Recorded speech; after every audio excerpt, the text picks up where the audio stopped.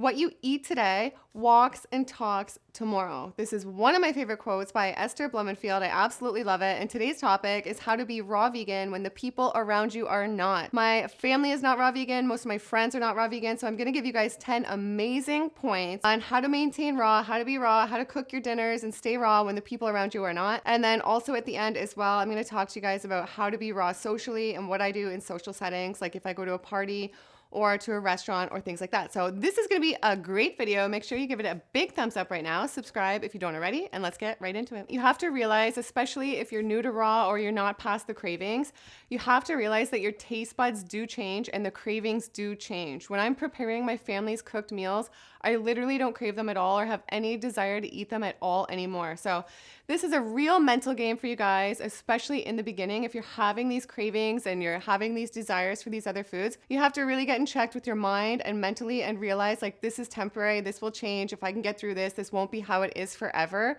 because it's absolutely not. My number 2 point is don't force your ways on the people around you, like your family and things like that. Don't think that they have to do the same diet you're doing, the same lifestyle in order for it to work for you, because they absolutely do not have to do the same lifestyle.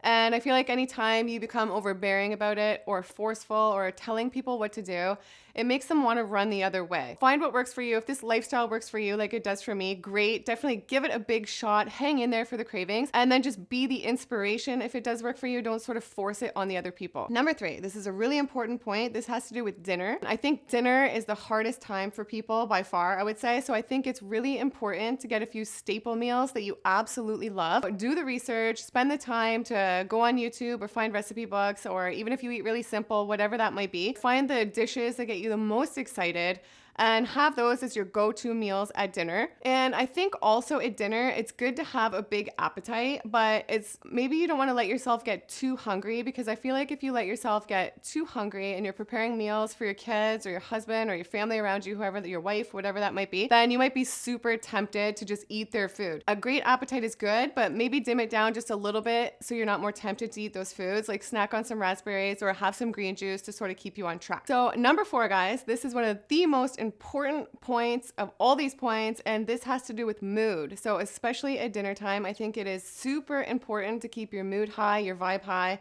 And this is definitely what works for me with staying on track when I'm preparing meals for family members and stuff that are not raw. So I put on some music, or I would even say for you, whatever lifts your vibe and makes you feel really good. For me, putting on some music I love really does that. So put on some music, put on a podcast you love, a YouTube video you love, things like that to really keep you high vibe, keep you on track, keep you feeling good. Then you're way more likely to want to eat these foods that then make you feel good as well. So that's a huge one for me. That's a life changer, and I cannot recommend that enough. Number 5, this has to do with how you feel. So I feel like the better you feel, the more likely you will be to stay on track. So that's why I think it's super important to incorporate things that make you feel really, really good through the day and through just the times when you're cooking those meals and things like that, then it'll be easier to stay on track. For me, those things are green juices, coconut waters, mono fruit meals. So make sure you incorporate these things through the day just to keep you feeling really, really amazing. And this will make you want to stay on track and be less tempted by the cravings of eating the cooked food. And I have a really, really good video that I did with my friend, a fellow raw vegan as well, about cravings. And we go really in depth as to how to get over those cravings. So I will link that down below for you guys. Number 6, I think it's really important to know why you are eating this way in a world when everybody around you is not eating this way. So it's super critical, super important to know your why. For me, I know that the raw living foods have the enzymes, they have the life force, they have the water content, and I know that they make me feel amazing. I also know that they digest so much easier, and I just feel like my best self on those raw living foods. So it's really important for you to know your why. For me, I eat good to feel good. That's exactly why I do it. So I think it's important that you have a reason, a purpose behind why you eat this way, and it'll help you stick to eating this way when you're preparing foods for the people around you who aren't.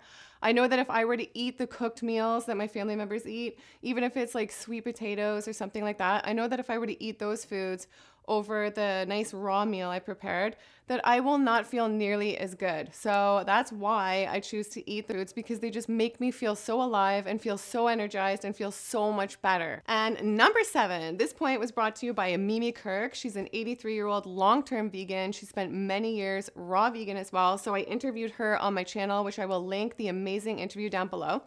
But she had a great point when it came to dinner time. So she said, always prepare your meals ahead of your family's meals. And she just said being organized like that and having her meal ready first really helped keep her on track. So that's a great point and might be something that works for you guys. For me, what I personally do is I prepare the meals while my family's meals are cooking, and that works fine for me. But definitely take that point into consideration because it's a really good one as well. And also, I just want to say too, I think when you're preparing your family's meals, I think it's important to just zone in and kind of treat it with love, but almost treat it like a job. Just like, don't let yourself get carried away with staring at the foods and like really fantasizing about eating them. Try and just treat it like this is a job. I'm preparing these foods, but I'm preparing them with love, but they're not for me. And that really helps me as well. Number 8. So this is super important as well. Always keep your kitchen stocked with the beautiful fruits, vegetables, nuts, and seeds, or however you choose to eat as a raw vegan. I think it's really important to always make sure you have the foods around and go to amazing meals, because if you don't, then you might be way more tempted to just eat your family's cooked food for dinner. So that's really important. Preparation is key. Always go to the store. Always make sure you have these foods around. I know sometimes you have to go to the store more often than on the cooked diet, but it's definitely worth it. And also for some people, what works to keep them on track, especially around dinner time, is to have that extra meal prep. So if that's something that works for you, then maybe when your kids or your family isn't with you, then do a big meal prep session where you prepare salad dressings, dips, all these things you love, and keep them in the fridge for a few days. Then when it comes to dinner time, everything is just on hand for you to grab, easy, ready, and you're not tempted to sort of dive into those cooked foods because you already have things ready. So I want to bring up that I did a really great interview with Lissa from Raw Food Romance. So when she went raw, she had a huge transformation story. She lost 70 pounds and she lost all of her acne, totally transformed her life. And she spent a long period of time in a relationship with somebody who wasn't raw. She has a lot of experience as to how to incorporate the different meals as well. So if you want to like make a raw pasta and sort of incorporate that into your cooked family's meals and things like that. So I'm going to link that interview below because it's really, really good. And she has really great points in that. So definitely check that out as well. Number 9, this point is to own it. Be confident in this lifestyle. I know around us, many people do not eat this way. It is super rare to eat this way still in this day and age. So I just have to say, like, just own it around people. Don't feel like you have to cave and eat like other people do. I eat this way because I feel amazing. And I just think you will eventually inspire other people to eat this way as well. And I just feel like the people around you, if they're the right people in your life, they should support whatever path you're on that you choose and that what you feel is right for you. And number 10, I want to say it is not always all about food. So staying on track with this lifestyle in a world where our family isn't raw vegan or where our friends aren't raw vegan, it's not all about food and eating the best food. It's also about taking care of yourself in other ways as well. So it's super important that you get a good sleep. I know that's so key. When you wake up and you haven't slept well, it's just so much easier to think, okay, let me grab and eat my family's breakfast. Let me eat these eggs or this toast or like these different things. So sleep is critical. It's so important. So don't neglect these other things and just think it's only the way you eat or your diet, because it's absolutely not. If anything, I almost think sleep is more important. So take care of yourself with regards to sleep in order to stay on track with how you eat and your healthy habits as well. Get proper exercise. Surround yourself with the right people for you who are positive, loving, supportive, who make you feel good, who are nourishing with your friendships and relationships, and not people who are negative, toxic, draining to you, and don't make you feel good. And not people who judge you and judge the lifestyle you're doing and things like that. So I think that's super, super important. Okay, so now I want to talk about being a raw vegan socially. This is so important. Many people wonder, how the heck do I manage this? But I've managed it for over 6 years, and not just managed it. It's not a hassle or a pain at all. I love it. I thrive on it. So even if I go to weddings or wherever I am, I manage it. So if I were to go to a wedding, I would bring some backup foods on me, like in my purse. Maybe some things to graze and snack on, like some walnuts or blueberries. But in most cases at a wedding, there's just so many amazing things that you can choose from to manage anyway, with salads and things like that. But going to a party or something like that, again, I will just bring things to graze on, like snacks that I can have in my purse. And I will also bring amazing things to introduce people to the raw vegan lifestyle as well. So I'll bring like veggie plates with raw ranch dressings and exciting things like different kale chips they can try and tzatziki and all these amazing things. And usually people end up getting inspired and they love it. And I still eat great when I'm at parties or things like that, because then I feel amazing. It's so high vibe.